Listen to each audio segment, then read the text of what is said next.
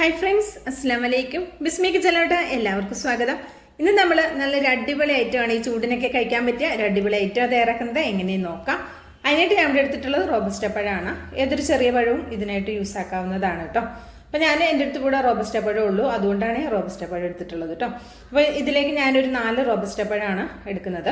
Video ഇഷ്ടമാണെങ്കിൽ തീർച്ചയായിട്ടും ഒരു ലൈക്ക് തന്ന് സപ്പോർട്ട് ചെയ്യാൻ ആരും മറക്കരുത് കേട്ടോ. വീഡിയോ കാണുമ്പോൾ തന്നെ ലൈക്ക് ചെയ്യണേ കേട്ടോ, അല്ലെങ്കിൽ നമ്മൾ പിന്നെ അവസാനത്തേക്ക് എത്തുമ്പോൾ വീഡിയോയ്ക്ക് ലൈക്ക് ചെയ്യാൻ മറന്നു പോകും. നിങ്ങളുടെ ലൈക്ക് ഉണ്ടെങ്കിൽ മാത്രമേ മുന്നോട്ട് പോകാൻ സാധിക്കുള്ളൂ, അതുകൊണ്ടാണ് കേട്ടോ. അതുപോലെ തന്നെ അഭിപ്രായം അറിയിക്കാനും മറക്കരുത്.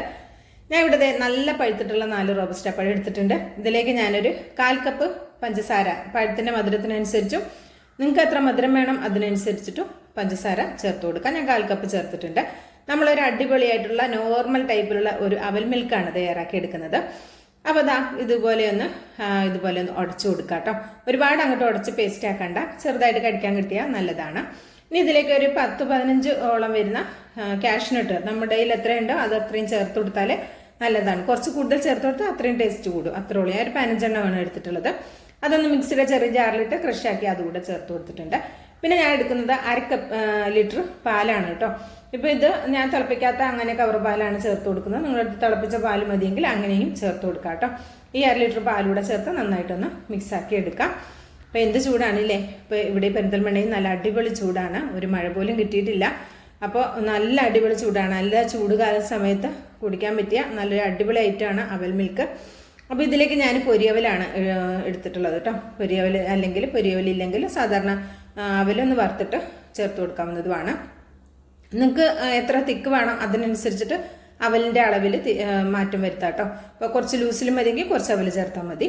അപ്പോൾ അത് നിങ്ങളുടെ ടേസ്റ്റിനനുസരിച്ച് ചേർത്ത് കൊടുക്കാം. എനിക്കിപ്പോൾ ഈ ഒരു പാക്കറ്റ് അവൽ വാങ്ങിക്കഴിഞ്ഞാൽ, പൊരിയവൽ വാങ്ങിക്കഴിഞ്ഞാൽ എനിക്കൊരു ഒരാഴ്ച പോലും നിൽക്കില്ല കേട്ടോ. അപ്പോൾ ഇത് ആദ്യം തന്നെ ഞാൻ കുറേ യൂസ് ആക്കിയതാണ്. അപ്പോൾ ഇതിലേക്ക് കുറച്ചുകൂടി ഐസ് ക്യൂബ് കൂടെ ചേർത്ത് കൊടുക്കാം. തണുപ്പിനനുസരിച്ച് വേണമെങ്കിൽ ചേർത്താൽ മതി. എന്നിട്ട് ഇത് നന്നായിട്ട് മിക്സ് ആക്കിയിട്ട് സെർവ് ചെയ്യുന്ന ഒരു ഗ്ലാസ്സിലേക്ക് മാറ്റാം. ഇത്രേ ഉള്ളൂ. വളരെ സിമ്പിളായിട്ട് നോർമൽ ലെവലിൽ നമ്മൾ വീട്ടിൽ സാധാരണ തയ്യാറാക്കുന്ന അവൽ മിൽക്കാണ്. ഇങ്ങനെ എല്ലാവരും തയ്യാറാക്കുന്നുണ്ടാവും. തയ്യാറാക്കി നോക്കാത്തവർ തീർച്ചയായിട്ടും റെഡിയാക്കി നോക്കുക. അഭിപ്രായം അറിയിക്കുക, ലൈക്കും ചെയ്യുക കേട്ടോ. ബിസ്മി കിച്ചൺ എന്ന യൂട്യൂബ് ചാനൽ സബ്സ്ക്രൈബ് ചെയ്ത് കാണുന്ന എൻ്റെ എല്ലാ പ്രിയ കൂട്ടുകാരും ഒന്ന് സബ്സ്ക്രൈബ് ചെയ്തിട്ട് അടുത്ത് വരുന്ന ബെല്ലൈക്കണം ഒന്ന് എനേബിൾ ചെയ്ത് വെച്ചാൽ നമ്മളിടുന്ന വീഡിയോസ് നോട്ടിഫിക്കേഷൻ നിങ്ങളിലേക്ക് കറക്റ്റായിട്ട് കിട്ടും കേട്ടോ.